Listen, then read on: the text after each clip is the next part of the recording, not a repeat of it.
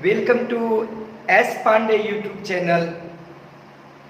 आज के क्लास में मैं आपको प्रकाश के अपवर्तन का दूसरा पार्ट क्लास 10th का मैं पढ़ाने जा रहा हूं। आज मैं आप लोगों को बताऊंगा जब प्रकाश की किरणें विरल माध्यम से सघन माध्यम में जाती है तो वह किस दिशा में प्रकाश की किरणें मुड़ती है। जब सघन माध्यम से विरल माध्यम में जाती है तो किस दिशा में मुड़ती है। पार्श्विक विस्थापन किसे कहते हैं मैं ये बताऊंगा। अपवर्तनांक क्या है इसे मैं बताऊंगा। और जब प्रकाश की किरणें किसी पारदर्शी माध्यम में लंबवत पड़ती है तो वह किस दिशा में गमन करती है उसके संदर्भ में बताऊंगा। और साथ ही साथ अपवर्तनांक प्रकाश की चाल कैसे निकाला जाता है ये सभी बताऊंगा आज के क्लास में। तो आप सभी स्टूडेंट्स इस क्लास से जुड़े रहें। तो मैं पिछले क्लास में आप लोगों को प्रकाश के अपवर्तन में प्रकाश का अपवर्तन क्या है बता दिया था। सघन माध्यम किसे कहते हैं, विरल माध्यम किसे कहते हैं मैं ये बता दिया था और भी चर्चा किया था। तो आज मैं नेक्स्ट आगे से चल रहा हूं। तो सबसे पहले स्टूडेंट्स ध्यान दीजिएगा, आपको यदि पूछा जाएगा क्वेश्चन रहेगा, जब आप लोग नोट कर सकते हैं, मैं केवल क्वेश्चन लिखूंगा और इसे आप नोट भी कर लेंगे। जब मैं क्वेश्चन केवल लिखूंगा इसके बारे में, जब प्रकाश की किरण विरल माध्यम से, बहुत ही इंपॉर्टेंट क्वेश्चन है, विरल माध्यम से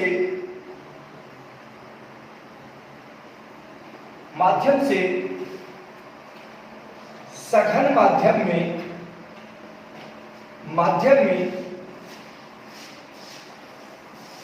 प्रवेश करती है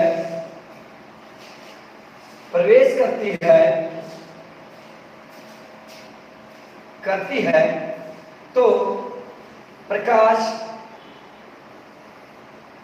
प्रकाश की किरण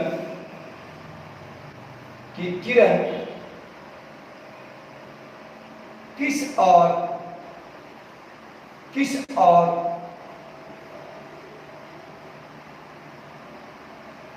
विचलित होती है, किस और मुड़ जाती है।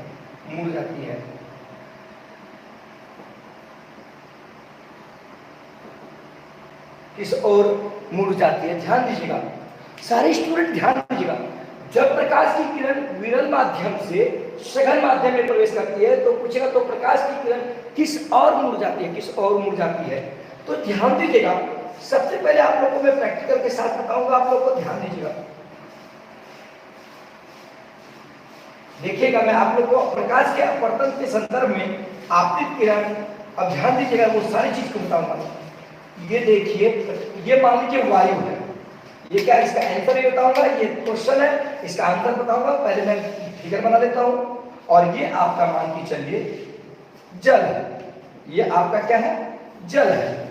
यहाँ पे दो पारदर्शी माध्यम दिया मैंने, एक पारदर्शी माध्यम क्या है, वायु, और एक क्या है, जल यानी पानी। तो अब प्रकाश की किरणें आपतित हो रही है, प्रकाश की किरणें क्या हो रही है, आपतित हो रही है, यानी ये आपतित किरण है, ठीक है। तो अब देखिएगा आप लोग को मैं, ध्यान दीजिएगा सारे स्टूडेंट। चलिए अब मैं आप लोग को बताने जा रहा हूं, जब प्रकाश की किरण विरल माध्यम से सघन माध्यम में जाती है तब प्रकाश की किरण अभिलंब की ओर मुड़ जाती है। किधर मुड़ जाती है, अभिलंब की ओर मुड़ जाती है। तो ध्यान दीजिएगा, जैसे यहां पे देखिए ये आपतित किरण है, ये क्या है, आपतित किरण ये है। अब देखिए जब प्रकाश की किरणें दो पारदर्शी माध्यमों, यानी दो पारदर्शी माध्यम से आपतित, यानी वायु यानी विरल माध्यम से आपतित हो रही है, विरल माध्यम से आपतित हो रही है और विरल माध्यम से सघन माध्यम में प्रवेश कर रही है। हम आप लोग को बता दिए थे कि जिस माध्यम का प्रकाशीय घनत्व अधिक होगा वह सघन माध्यम होगा, और जिसका कम होगा वह क्या होगा, विरल माध्यम। यानी जिसकी प्रकाश की चाल, जिसमें प्रकाश की चाल अधिक होगी वह क्या होगी, विरल माध्यम होगी, और इसमें प्रकाश की चाल कम होगी वो सघन माध्यम होगा। तो डिफरेंट है कि जल में प्रकाश की चाल वायु से तो कम होगी होगी, इसलिए यह जल क्या हो गया, यह जल हो गया आपका सघन माध्यम। जल क्या हो गया आपका, सघन माध्यम। जल आपका क्या हो गया, सघन माध्यम, और यह आपका वायु क्या हो गया, विरल माध्यम। ध्यान दीजिएगा, वायु हो गया आपका विरल माध्यम। तो जब प्रकाश की किरणें विरल माध्यम से सघन माध्यम में प्रवेश करती है तो वो अभिलंब की ओर मुड़ जाती है। ये आपका अभिलंब है, ये आपका क्या है, अभिलंब है। तो अभिलंब की ओर मुड़ जाती है। यदि आपको क्वेश्चन पूछा जाएगा जब प्रकाश की किरण विरल माध्यम से सघन माध्यम में प्रवेश करती है तो प्रकाश की किरणों का अपवर्तन या प्रकाश की किरणें किस ओर मुड़ जाती है, तो आपको बोलना होगा कि प्रकाश की किरणें जब विरल माध्यम से सघन माध्यम में जाती है तो अभिलंब की ओर मुड़ जाती है, यानी अभिलंब की ओर मुड़ जाती है। तो देखिए ये विरल माध्यम हो गया। हम आप लोगों को बताए थे यदि वायु और जल वहां पे दो पारदर्शी माध्यम हो तो दोनों पारदर्शी माध्यम में जिसमें प्रकाश की चाल अधिक होगी वह विरल माध्यम, और जिसमें प्रकाश की चाल अधिक होगी वह सघन माध्यम। तो विरल माध्यम आपका वायु हो गया क्योंकि वायु में प्रकाश की चाल अधिक होती है और जल में प्रकाश की चाल कम होती है। तो जब प्रकाश की किरणें क्या हुई, विरल माध्यम से सघन माध्यम में प्रवेश करती है तो अभिलंब ये हुआ, अभिलंब की ओर मुड़ जाती है। ये हो गया। अब अगला नेक्स्ट क्वेश्चन पूछ सकता है आपसे, क्या पूछेगा, जब प्रकाश की किरण सघन माध्यम से यानी सघन माध्यम से विरल माध्यम में, अगला क्वेश्चन, जब प्रकाश की किरण सघन माध्यम से विरल माध्यम में प्रवेश करती है तो प्रकाश की किरण किस दिशा में मुड़ जाती है। तो क्या है क्वेश्चन बाबू, ध्यान दो। क्वेश्चन है क्या, जब प्रकाश की किरणें सघन माध्यम से विरल माध्यम में प्रवेश करती है तो प्रकाश की किरणें किस ओर मुड़ती है। तो देखो अब क्या है, सघन माध्यम से विरल माध्यम में प्रकाश की किरणें जा रही है। तो आप लोग ध्यान दीजिएगा, सभी स्टूडेंट आप लोगों को जो भी बताऊंगा आप लोगों को कंप्लीट याद हो जाएगी, आप लोग केवल जुड़े रहे। देखिए ध्यान दीजिएगा, मान लीजिए कि ये जो आपका माध्यम है वो जल है, ये आपका सघन माध्यम है। थोड़ी देर के लिए ध्यान दीजिएगा, ये आपका सघन माध्यम है। प्रकाश की किरण सघन माध्यम से विरल माध्यम में जा रही है, ध्यान दीजिएगा। ये आपका सघन माध्यम हो गया, यानी जल ले लिए, ये आपका जल ले लिए, ठीक, और ये आपका ले लिए वायु। क्या ले लिए, वायु। अब देखिएगा डिफरेंट है कि जल आपका क्या होगा, सघन माध्यम, जल आपका क्या होगा, सघन माध्यम, और ये आपका क्या होगा, वायु विरल माध्यम, ठीक ना, विरल माध्यम। तो देखो स्टूडेंट, जब प्रकाश की किरणें सघन माध्यम से, किधर से, सघन माध्यम से, ये आपतित किरण हो गई, ठीक है। मैं आप लोग को बताऊंगा आपतित किरण, अभिलंब, आपतन बिंदु, अपवर्तन, सारा चीज बताऊंगा आप लोगों को। ये आपतित किरण हो गई, ठीक है। ये प्रकाश की किरण सघन माध्यम से आ रही है और ये किसमें प्रवेश कर रही है, वायु यानी विरल माध्यम में प्रवेश कर रही है। तो विरल माध्यम, ये अभिलंब हो गया, ये क्या हो गया आपका अभिलंब। तो ये क्या हो गया, ध्यान दीजिएगा, यानी अभिलंब से ये क्या हो रहा है, दूर चल जा रहा था और उसमें क्या था, अभिलंब की ओर मुड़ जा रही है। तो हम कह सकते हैं क्या, देखिए जब ये क्वेश्चन पूछा जाएगा आपको, आप इसे नोट करेंगे। यानी पूछा जाएगा क्वेश्चन, जब प्रकाश की किरण सघन माध्यम से विरल माध्यम में प्रवेश करेगी तब प्रकाश की किरणों का जो अपवर्तन होगा या प्रकाश की किरणें अभिलंब से दूर हट जाएगी। अभिलंब से क्या हो जाएगी, दूर हो जाएगी। देखिए जब प्रकाश की किरण सघन माध्यम, यानी जल तो सघन माध्यम, सघन माध्यम से विरल माध्यम में प्रवेश करेगी तो अभिलंब से दूर हट जाएगी, अभिलंब से दूर मुड़ जाएगी, अभिलंब से दूर मुड़ जाएगी, समझे कि नहीं। ये हो गया जब सघन माध्यम से विरल माध्यम में जाएंगे प्रकाश की किरण। तो और आप ये फिगर भी बना देंगे परीक्षा में, एग्जाम में, ताकि और अच्छे तरीके से आपको अंक आएंगे, समझ में गए ना।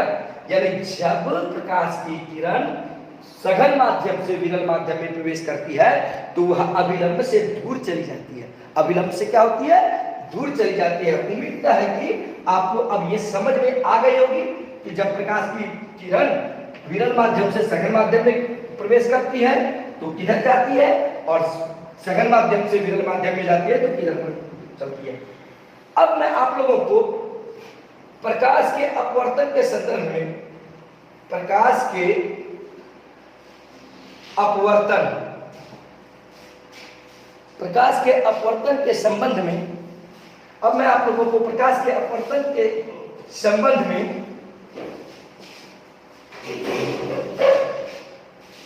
में बताने जा रहा हूं, व्याख्या कर रहा हूं।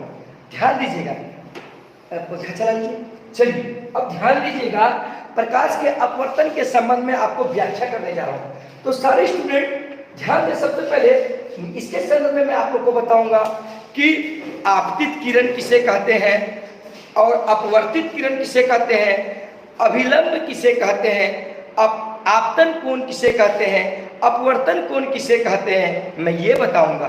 तो सभी स्टूडेंट सबसे पहले देखें, आप लोगों को मैं पूरा याद करा दूंगा। आज की क्लास आप लोगों के लिए काफी यूजफुल है एग्जाम के पर्पज से भी। तो देखिए स्टूडेंट्स, चलिए ये मान के चले, ये आपका जल है, ये आपका क्या है, जल, ठीक ना, ये जल रूपी माध्यम है।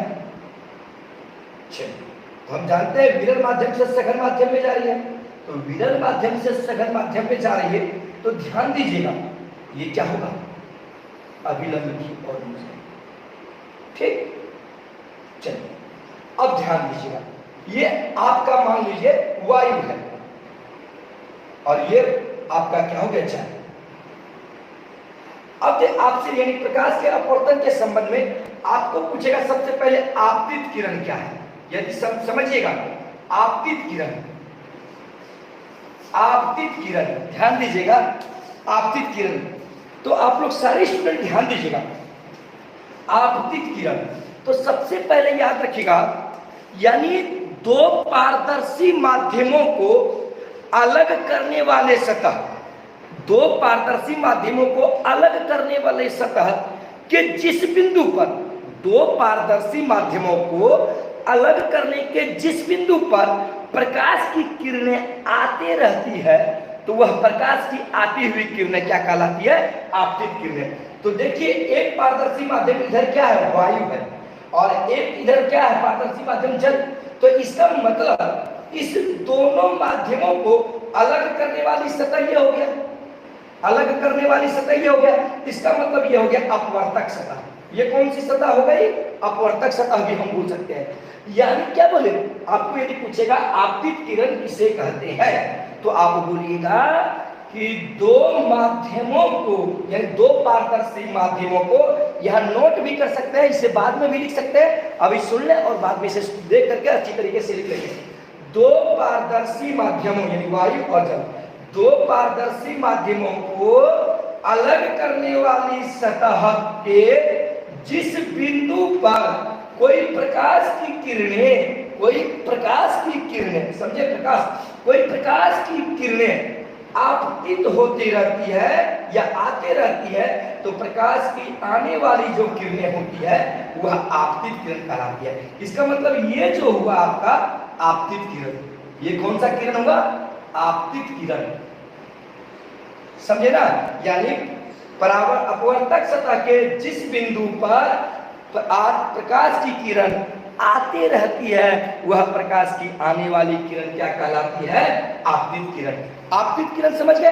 अब देखिए अपवर्तित किरण, अपवर्तित किरण, अपवर्तित किरण यदि पूछेगा, अपवर्तित किरण किसे कहते हैं, अपवर्तित किरण यदि पूछेगा कि अपवर्तित किरण किसे कहते हैं, आपसे यदि पूछा अपवर्तित किरण किसे कहते हैं, तो आप देखिए अपवर्तित किरण को कैसे लिखना है।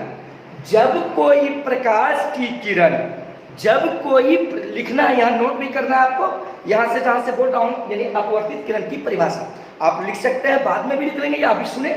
अपवर्तित, जब कोई प्रकाश की किरण, जब कोई प्रकाश की किरण एक माध्यम से दूसरे माध्यम में प्रवेश करती है, एक माध्यम से किसमें प्रवेश करती है, दूसरे माध्यम में प्रवेश करती है, तब प्रकाश की किरणें जो है वो मुड़ जाती है, चाहे वो अभिलंब की ओर मुड़ जाती है, चाहे वो अभिलंब से दूर हट जाती है। तो प्रकाश की किरणें क्या होती है, मुड़ जाती है। तो दूसरे माध्यम में जो प्रकाश की किरणें मुड़ जाती है या विचलित हो जाती है, यह विचलित होने वाली प्रकाश की किरण या मुड़ने वाली जो प्रकाश की किरण है, इसे ही अपवर्तित किरण कहते हैं।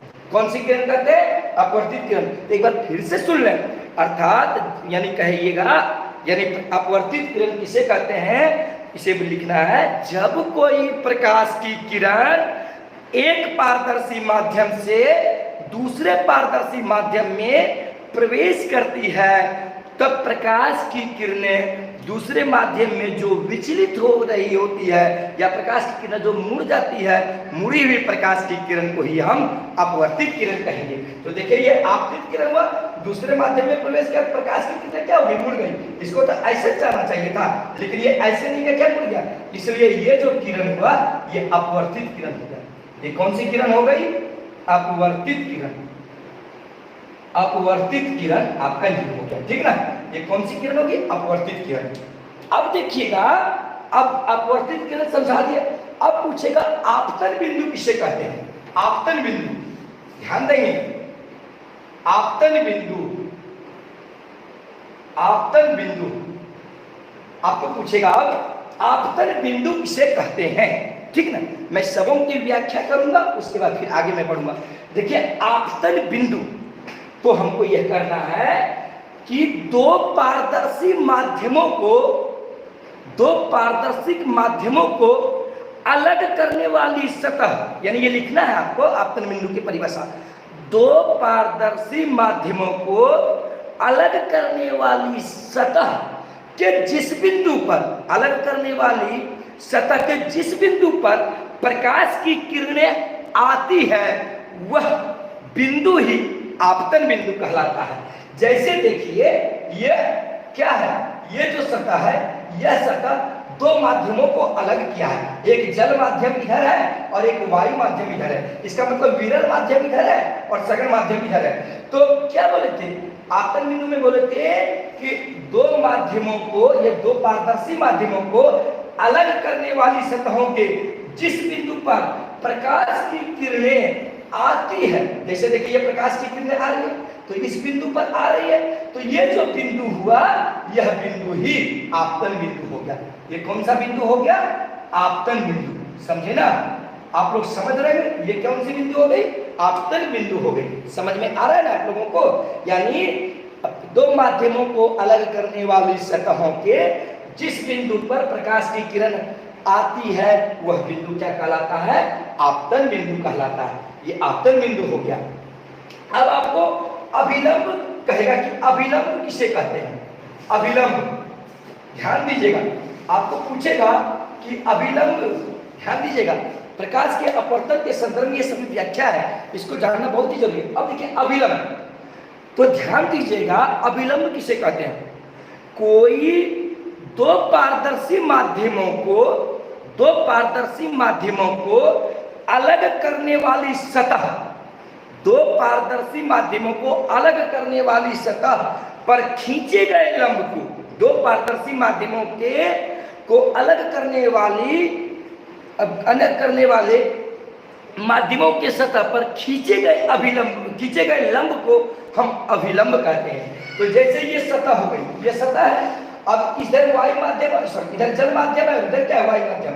तो इस सतह पर जो खींचा गया लंब होता है, ये जो लंब है ये क्या है, अभिलंब कहलाता है। यही क्या कहलाता है, अभिलंब, यानी 90 डिग्री कोण, ये आपका होता है अभिलंब। ये क्या हो गया आपका, अभिलंब। तो अभिलंब की परिभाषा कहेंगे कि दो पारदर्शक माध्यमों के सतहों पर, दो पारदर्शक माध्यमों को अलग करने वाली सतहों पर जो लंब खींचा जाता है वह लंब ही अभिलंब कहलाती है।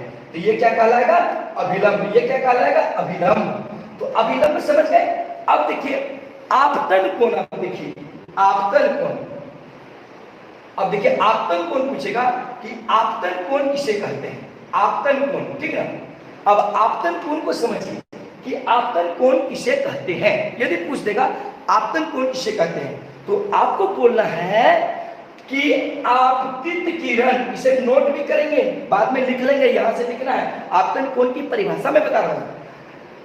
आपतित किरण एवं आपतन बिंदु एवं अभिलंब, यानी आपतित किरण, ये हो गया आपतित किरण, एवं आपतन बिंदु, ये हो गया आपतन बिंदु, एवं अभिलंब के बीच जो कोण बनता है, के बीच जो कोण बनता है उसे ही हम आपतन कोण कहते हैं।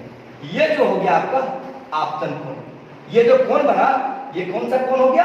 आपतन कोण हो गया। कौन सा कोण हो गया? आपतन कोण। यदि पूछेगा कि आपतन कोण किसे कहते हैं, तो आपको बोलना है कि आपतित किरण आपतन बिंदु एवं अभिलंब के बीच जो कोण बनता है उसे ही हम आपतन कोण कहते हैं। इसे आई से सूचित किया जाता है। किससे सूचित किया जाता है? आई से। तो आपतन कोण की परिभाषा में बता दिया। अब देखिए, आपसे पूछेगा कि अपवर्तन कोण किसे कहते हैं, अपवर्तन कोण किसे कहते हैं। अब देखिए, अपवर्तन कोण पूछेगा कि अपवर्तन कोण किसे कहते हैं, तो आप लोग सभी स्टूडेंट ध्यान दीजिएगा। अपवर्तन नाम क्या है? अपवर्तन, इसका मतलब अपवर्तित किरण के संदर्भ में यह कोण बनेगा। तो ध्यान दीजिएगा, अपवर्तन कोण की परिभाषा बता रहे हैं, यानी अपवर्तित किरण आपतन बिंदु एवं अभिलंब के बीच, यानी अपवर्तित किरण आपतन बिंदु एवं अभिलंब के बीच, यानी अभिलंब के बीच जो कोण बनता है उसे अपवर्तन कोण कहते हैं। यानी ये देखिए कोण बना है, ये आपका जो हो गया यहां से यहां, ये अपवर्तित किरण, यानी विचलित किरण को ही तो अपवर्तित किरण कहते हैं। यानी इस माध्यम में जब ये प्रवेश की, प्रवेश करने के बाद मुड़ गई है तो अपवर्तित हो रही है। इसका मतलब ये जो हो गया अपवर्तित किरण हो गया। यानी अपवर्तित किरण एवं आपतन बिंदु एवं अभिलंब के बीच जो कोण बनता है उसे अपवर्तन कोण कहते हैं। इसे आ से सूचित किया जाता है। यानी ये जो कोण बन रहा है ये आपका अपवर्तन कोण है। कौन सा कोण है? अपवर्तन कोण है। अपवर्तन कोण है ये जो कोण बन रहा है, अपवर्तन कोण। तो अपवर्तन कोण की भी मैंने परिभाषा बता दिया कि आपतित अपवर्तित किरण आपतन बिंदु एवं अभिलंब के बीच जो कोण बनता है उसे हम क्या कहेंगे? अपवर्तन कोण कहेंगे। तो चलिए स्टूडेंट, प्रकाश के अपवर्तन के संबंध में अब मैं भी बताया क्या, यानी बताया आपको आपतित किरण किसे कहते हैं, अपवर्तित किरण किसे कहते हैं, आपतन बिंदु किसे कहते हैं, अभिलंब किसे कहते हैं, अपवर्तन आपतन कोण किसे कहते हैं, अपवर्तन कोण किसे कहते हैं। समझे ना? ये बता दिया।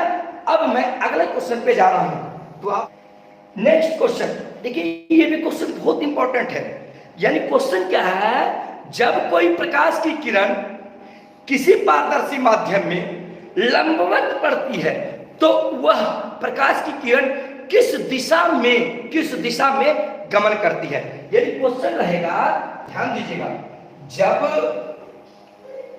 प्रकाश की किरण, ये देखिएगा, जब प्रकाश की किरण किसी पारदर्शी माध्यम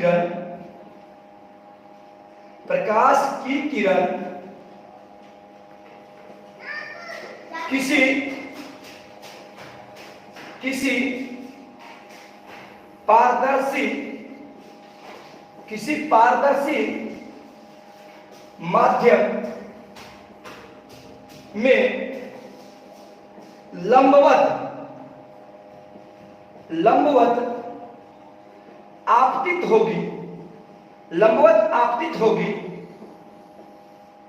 तो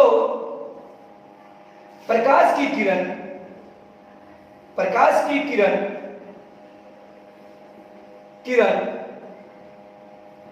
किस दिशा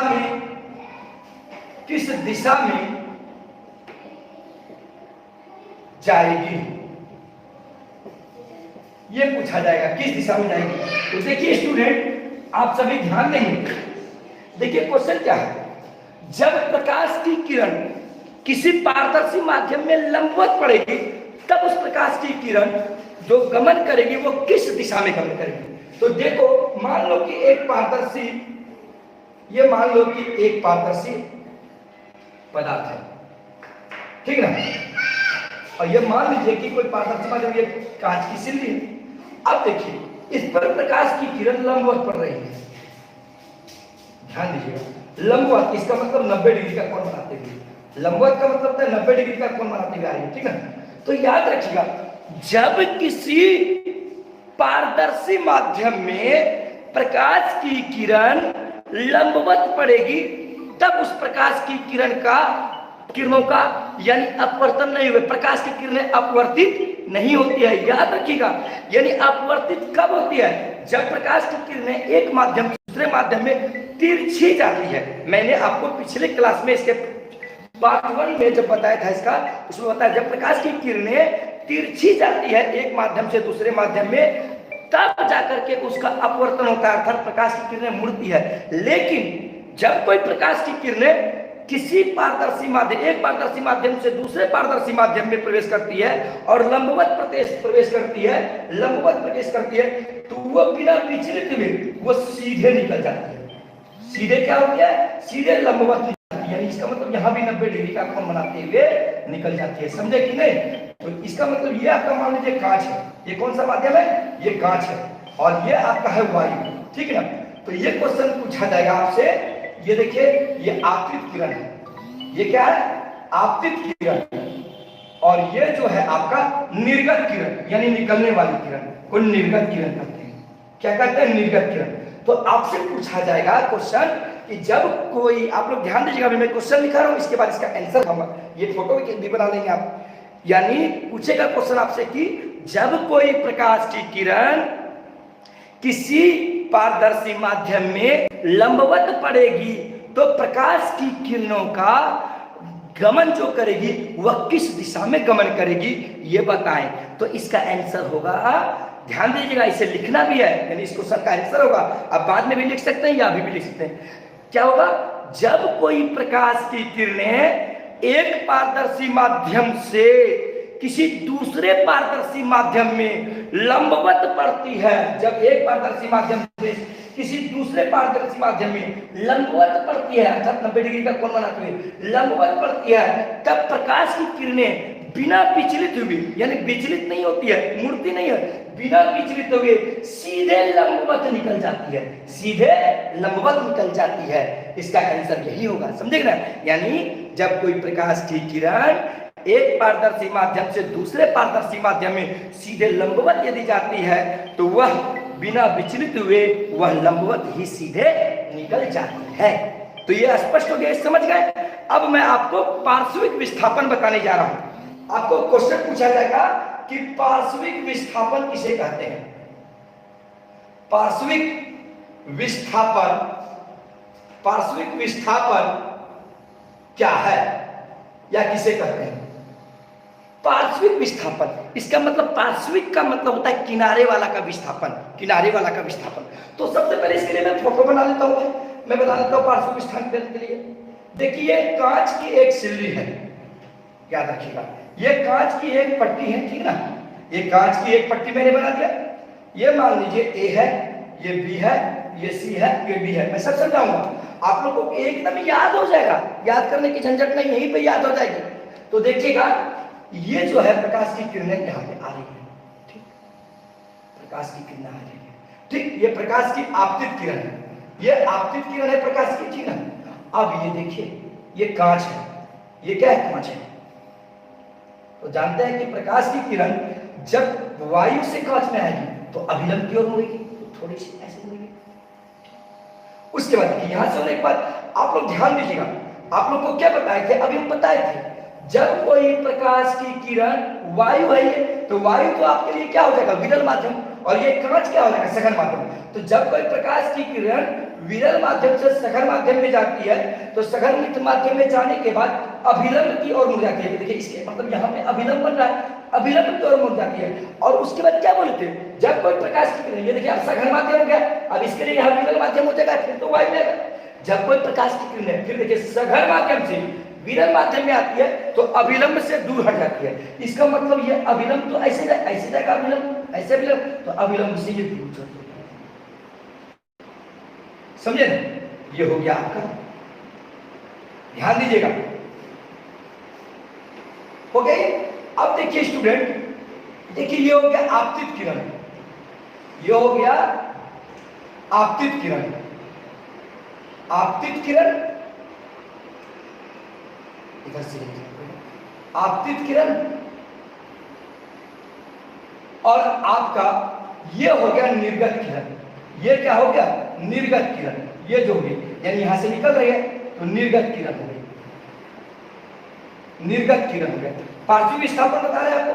तो देखिए ध्यान दीजिएगा, पार्श्विक विस्थापन, अब यदि ये किरण यदि जाती प्रकाश की किरण तो इसका डायरेक्शन देखिए कैसे है, ऐसे जाता किरण। इसका मतलब ये जो है, ध्यान दीजिएगा, ये ऐसे जाती, इसको थोड़ा और बढ़ा देते हैं ताकि और समझने में अच्छा लगे।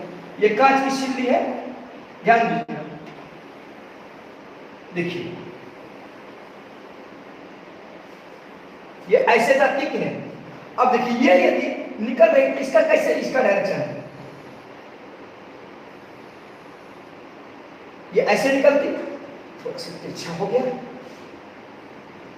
चलिए ध्यान दीजिएगा, ये जो है इस डायरेक्शन में निकलती और ये जो है इस डायरेक्शन में जाती कि नहीं। तो अब देखिए फिर से ध्यान दीजिएगा सारे स्टूडेंट,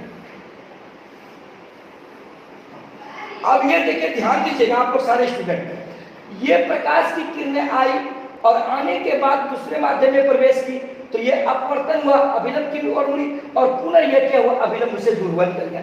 लेकिन यदि इस प्रकाश की किरणों का यदि डायरेक्शन देखा जाए तो ये डायरेक्शन सीधे ऐसे ऐसे निकलेगा और ये देखिए इसका जो निकलेगा ऐसे डायरेक्शन निकलेगा। इसका मतलब ये दोनों जो है समांतर होगा, यहां से यहां और यहां से यहां जो होगा ये समांतर होगा। ठीक है, ध्यान दीजिएगा, ये जो होगा,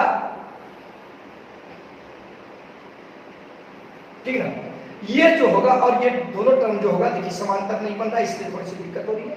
ठीक, अब समांतर बन गया, मान के चलिए ये समांतर है, ठीक ना, ये क्या है आपका समांतर है। अब देखिएगा ये प्रकाश की किरणें आपतित हो रही है और ये निकल रही है, लेकिन इसका डायरेक्शन जो है ऐसे जाएगा और इसका डायरेक्शन ऐसे जाएगा। तो अब देखिएगा प्रकाश का पार्श्विक विस्थापन किसे कहते हैं। ये मैंने एक कांच की सिल्ली ABCD ले लिया, ठीक। अब यहां से प्रकाश की किरणें आपतित हो रही है और आपतित होने के बाद ये निर्गत हो रही है। ये क्या हो रही है, निर्गत हो रही है। तो जब कोई प्रकाश की किरणें आपतित होती है तो आपतित होने के बाद एक यदि दूसरे माध्यम में प्रवेश करती है तो दूसरे माध्यम में अपवर्तित होती है और फिर दूसरे माध्यम से अपवर्तित होने के बाद पुनः वह बाहर निकलती है। तो बाहर निकलने वाली जो किरण होती है उसको निर्गत किरण कहते हैं। तो इस कारण से ये आपतित किरण हुआ और ये क्या हुआ, निर्गत किरण।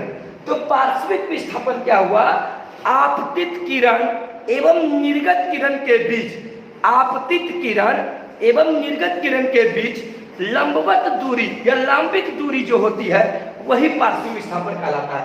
जैसे ये देखिए समांतर जाएगा, ये भी समांतर जाएगा, तो इस दोनों के बीच लंबवत दूरी देखिए यहां से यहां तक की जो दूरी हुई, यानी यहां से यहां तक की जो दूरी हुई ये आपका पार्श्विक विस्थापन हो गया। यानी यहां से यहां तक की जो दूरी हुई ये आपका क्या हो गया, पार्श्विक विस्थापन हो गया। इसका मतलब आपतित किरण एवं निर्गत किरण के बीच की जो लंबवत दूरी होती है, जो लंबवत दूरी होती है, जो लंबवत दूरी होती है, जो लंबवत दूरी होती है, जो लंबवत दूरी, इसका मतलब यहाँ भी 90 डिग्री, यहाँ भी 90 डिग्री, यहाँ भी 90 डिग्री, यहाँ भी 90 डिग्री बना करके जो दूरी खींची जाती है वह दूरी क्या कहलाती है, पार्श्विक विस्थापन। तो ये आपका क्या हो गया, पार्श्विक विस्थापन। ये क्या हो गया, पार्श्विक विस्थापन। ध्यान दीजिएगा, ये आपका हो गया पार्श्विक विस्थापन। फिर से सुनिएगा, यदि आपसे पूछे जाएगा कि पार्श्विक विस्थापन किसे कहते हैं तो आप कहिएगा, क्या कहना है कि पार्श्विक विस्थापन आपतित किरण एवं निर्गत किरण के बीच की लंबवत दूरी को ही, बीच के लंबवत दूरी को ही हम पार्श्विक विस्थापन कहते हैं। यानी इसे क्या कहते हैं, पार्श्विक विस्थापन में आपतित किरण और निर्गत किरण के बीच की जो लंबवत दूरी हो गई वो पार्श्विक विस्थापन होता है। अब देखिए पार्श्विक विस्थापन किस किस पर निर्भर करती है, याद रखिएगा। यदि आपसे पूछा जाएगा कि पार्श्विक विस्थापन किन किन बातों पर निर्भर करती है, कि पार्श्विक विस्थापन कब अधिक होता है, कम कम होता है, ये सभी पूछा जाए तो याद रखिएगा पार्श्विक विस्थापन तो आप समझ गए, आपतित किरण एवं निर्गत किरण के बीच की लंबित दूरी को क्या कहते हैं, पार्श्विक विस्थापन कहते हैं। तो सबसे पहले ध्यान दीजिएगा, आपसे पूछेगा कि पार्श्विक विस्थापन किस पर निर्भर करती है? तो याद रखिएगा, पार्श्विक विस्थापन कांच की सिल्ली पर निर्भर करती है। ये जो कांच की सिल्ली ABCD है ना, यानी कांच की सिल्ली जितनी चौड़ी होगी, यानी जितना चौड़ा होगा पार्श्विक विस्थापन उतनी अधिक होगी। यानी कांच की सिल्ली यानी जितनी चौड़ी होगी पार्श्विक विस्थापन यहां से यहां उतनी ही अधिक होगी। समझे कि नहीं? यानी कांच की सिल्ली यदि अधिक चौड़ी होगी तो पार्श्विक विस्थापन अधिक होगा, और कांच की सिल्ली यदि कम चौड़ी होगी तो पार्श्विक विस्थापन क्या होगा, यानी यहां से यहां तक दूरी क्या होगी, कम होगी। याद रखिएगा, पार्श्विक विस्थापन का मान आपतन कोण के बढ़ने पर भी बढ़ता है। जैसे ध्यान दीजिएगा, ये यहां से हुआ आपतन कोण हो गया, आपतित किरण हो गया, ये क्या हो गया, आपतित किरण। अब देखिए, जैसे यह मान लीजिए कि एक अभिलंब खींच दी, ठीक है, ये अभिलंब हो गया, ठीक है, तो यहां पर क्या बन रहा है, ये आपतन कोण बन रहा है। आपतन कोण तो आपको समझाया ही है, ये आपतन कोण हो गया। ये कौन सा कोण हो गया, आपतन कोण हो गया। तो ध्यान दीजिएगा, आपतन कोण का मान यदि अधिक होगा तो पार्श्विक विस्थापन का भी मान अधिक होगा, याद रखिएगा। और यदि आपतन कोण का मान कम होगा, आपतन कोण का मान कम होगा तो पार्श्विक विस्थापन का भी मान क्या होगा, कम होगा। समझे कि नहीं? आपतन कोण के मान बढ़ने से पार्श्विक विस्थापन की भी मान बढ़ती है, और अब आपतन कोण के मान कम होने से पार्श्विक विस्थापन भी क्या होती है, कम होती है। इसका मतलब यहां से यहां तक दूरी क्या होती है, कम होती है।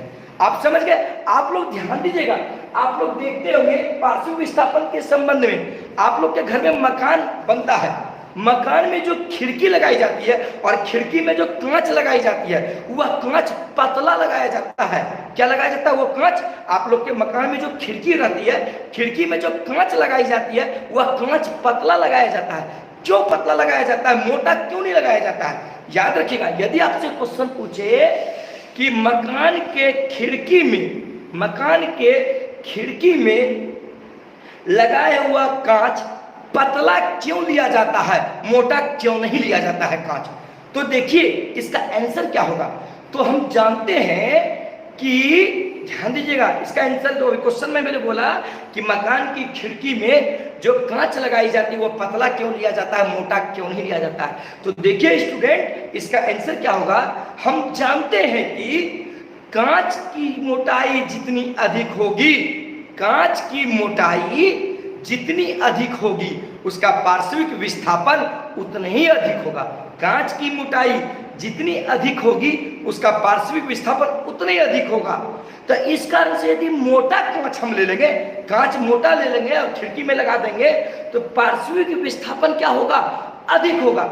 इस कारण से यदि नजदीक में भी कोई वस्तु खिड़की से बाहर रहेगा तो लगेगा कि दूर नजर आ रहा है। क्यों? क्योंकि पार्श्विक विस्थापन अधिक हो रही है।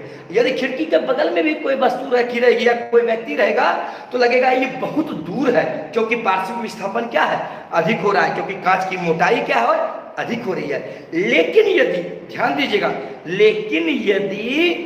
दीजिएगा आप लोग सारे स्टूडेंट, कांच यदि पतला होगा, कांच क्या होगा, पतला होगा, तो चूंकि कांच जब पतला होता है तो पार्श्विक विस्थापन भी क्या होगा, कम होगा। तो इस कारण खिड़की के बाहर यदि कोई भी वस्तु जिस स्थान पे रखी रहेगी, जिस स्थान पे खिड़की पर के बाहर वस्तु रखी रहेगी, एकदम उसी स्थान के आसपास नजर आएगी, उससे दूर नहीं नजर आएगा। क्यों? क्योंकि कांच पतला लिया गया है, और कांच पतला लेने के कारण से उसकी मोटाई कम होने के कारण से पार्श्विक विस्थापन कम होता है, और पार्श्विक विस्थापन कम होने से पार्श्विक विस्थापन का मान दूरी कम होती है, और जो बाहर में वस्तु रहती है जहां पे रहता है वहीं उसको दिखाई पड़ जाती है। तो समझे कि नहीं कि मकान में जो खिड़की लगाई जाती है पतला इसलिए लिया जाता है ताकि उसका पार्श्विक विस्थापन कम होता है, और मोटी कांच की पार्श्विक विस्थापन अधिक होती है, और कम पार्श्विक विस्थापन होने के कारण से यानी जो कम पतला कांच होता है उससे जहां वस्तु बाहर में रहती है उसी जगह स्पष्ट दिखाई देता है। तो बताइए पार्श्विक विस्थापन तो समझ गए, पार्श्विक विस्थापन क्यों किस किस बातों पर निर्भर करती है ये भी समझ गए। एक बार फिर से समझा देता हूं, आपतित किरण एवं निर्गत किरण के बीच की लंबवत दूरी को हम पार्श्विक विस्थापन कहते हैं। अब मैं आपको अंतिम क्वेश्चन बताने जा रहा हूं, अपवर्तनांक किसे कहते हैं। ध्यान दीजिएगा, अपवर्तनांक, मैं पुनः इस अपवर्तनांक ध्यान देंगे, अपवर्तनांक किसे कहते हैं? देखिए ध्यान दीजिएगा, अपवर्तनांक किसे कहते हैं? तो आप लोग स्टूडेंट ध्यान दीजिएगा, अपवर्तनांक अभी क्या बताया कि प्रकाश के अपवर्तन में जब कोई एक प्रकाश की किरण एक पारदर्शी माध्यम से दूसरे पारदर्शी माध्यम में प्रवेश करती है, एक पारदर्शी माध्यम से क्या होता है, दूसरे पारदर्शी माध्यम में प्रवेश करती है, तो दूसरे पारदर्शी माध्यम में प्रवेश करने के बाद प्रकाश की किरणें क्या होती है, विचलित हो जाती है। प्रकाश की किरणें क्या होती है, विचलित हो जाती है, प्रकाश की किरणें मुड़ जाती है। तो अब देखो बाबू, प्रकाश की किरणें जब एक माध्यम से दूसरे माध्यम में जाती है तो मुड़ जाती है। क्यों मुड़ जाती है, इसके पीछे कुछ रीजन होगा। तो याद रखिएगा, किसी भी माध्यमों में प्रकाश की किरणों की दिशा, प्रकाश की किरणों की दिशा को बदल देने की क्षमता ही अपवर्तनांक है। सिंपल सी बात है, किसी भी पारदर्शी माध्यम में प्रकाश की किरणों की दिशा को बदल देने की जो क्षमता होती है वह क्षमता ही क्या कहलाता है, अपवर्तनांक कहलाता है। समझे ना, मूल रूप से यही होता है। अर्थात जब कोई प्रकाश की किरण एक पारदर्शी माध्यम से दूसरे पारदर्शी माध्यम में प्रवेश करती है तो प्रकाश की किरणों की दिशा जो बदल जाती है, उसको दिशा बदलने का जो भूमिका निभाती है, दिशा बदलवा देती है, वह दिशा बदलवाने की जो भूमिका करवाती है उसे क्या कहते हैं, अपवर्तनांक कहते हैं। तो अपवर्तनांक की सही परिभाषा क्या है, ध्यान दीजिएगा। यदि अपवर्तनांक कहे तो वो तो क्षमता है, वो तो जानी गई, लेकिन अपवर्तनांक की क्षमता के कारण से ही उसकी दिशा बदलती है। तो आप ध्यान दीजिएगा, यानी हम कह सकते हैं अपवर्तनांक की परिभाषा, निर्वात में प्रकाश की चाल, निर्वात में प्रकाश की चाल एवं किसी माध्यम में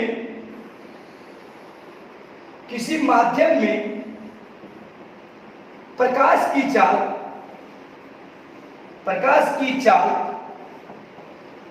के अनुपात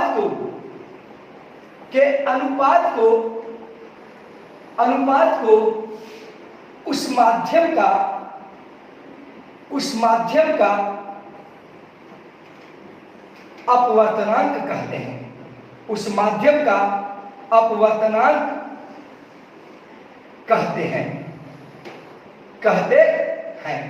ध्यान दीजिएगा, यानी निर्वात में प्रकाश की चाल, इसका मतलब शून्य में प्रकाश की चाल एवं किसी माध्यम में प्रकाश की चाल के अनुपात को उस माध्यम का अपवर्तनांक कहते हैं।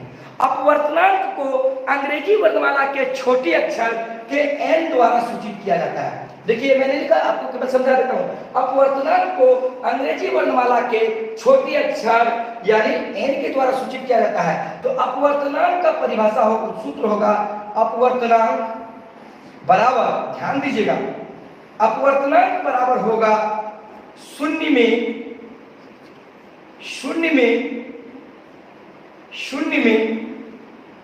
प्रकाश की चाल, शून्य में प्रकाश की चाल बटे किसी माध्यम में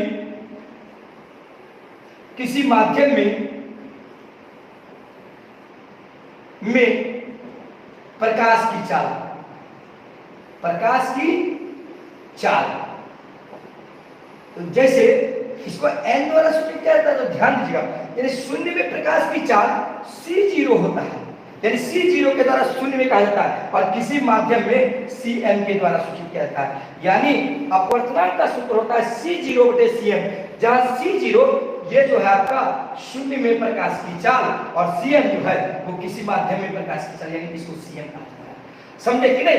अब देखिए, जैसे कहेगा क्या कि कांच का अपवर्तनांक निकालें, ध्यान दीजिएगा, यदि पूछा जाएगा कि कांच का अपवर्तनांक निकालें, ध्यान दीजिएगा, कहेगा कि कांच का अपवर्तनांक निकालें, तो आप लोग को अपवर्तनांक पहले समझा लेते हैं। यानी अपवर्तनांक मूल रूप से है किसी भी पारदर्शी माध्यम में प्रकाश की किरणों की दिशा की जो बदलने की क्षमता होती है उसे हम अपवर्तनांक कहते हैं। उसे हम क्या कहते हैं? अपवर्तनांक कहते हैं। और इसकी जो परिभाषा होती है, निर्वात में प्रकाश की चाल एवं किसी माध्यम में प्रकाश की चाल के अनुपात को उस माध्यम का अपवर्तनांक कहते हैं। ये अपवर्तनांक का जो सूत्र होता है, शून्य में प्रकाश की चाल यानी C0 बटे किसी माध्यम में प्रकाश की चाल यानी Cm हुआ।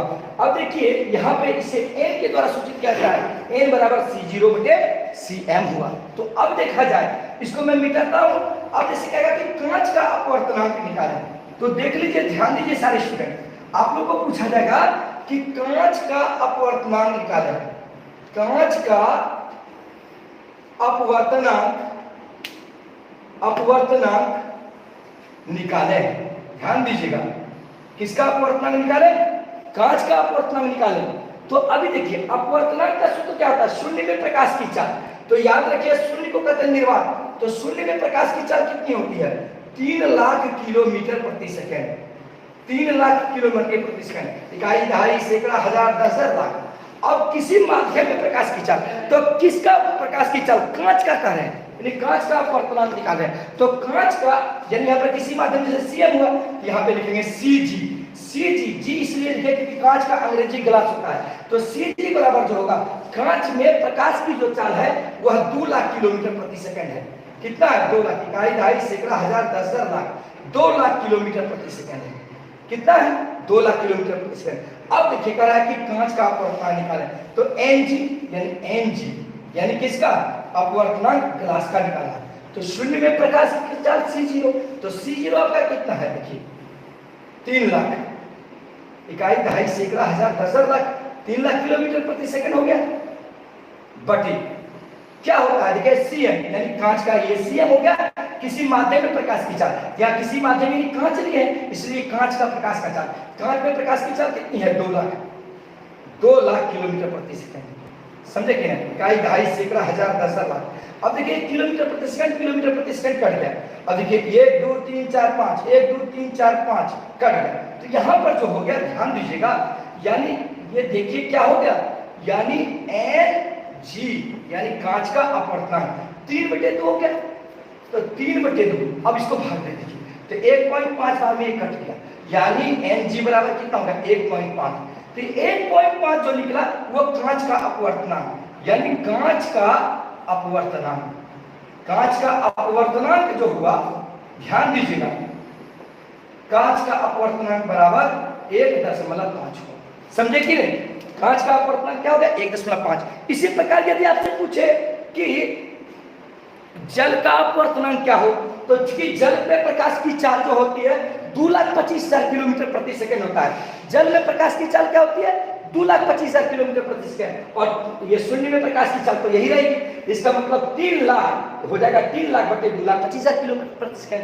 तो इस प्रकार से हम अपवर्तनांक निकालें। कांच का अपवर्तनांक क्या हो गया? 1.5। अब देखिए, अपवर्तनांक की सहायता से हम प्रकाश की चाल भी निकाल सकते हैं। अपवर्तनांक की सहायता से यदि पूछा जाए, देखिए एक क्वेश्चन मैं आप लोग को दे रहा हूं, ध्यान दीजिएगा। यदि इन केस कहेगा कि, ध्यान दीजिएगा, अपवर्तनांक कहेगा क्या? कांच की प्रकाश की चाल निकालें। कांच में प्रकाश की चाल निकालें। कांच में प्रकाश की चाल निकालें। कांच में प्रकाश की चाल निकालें। यदि कांच का अपवर्तनांक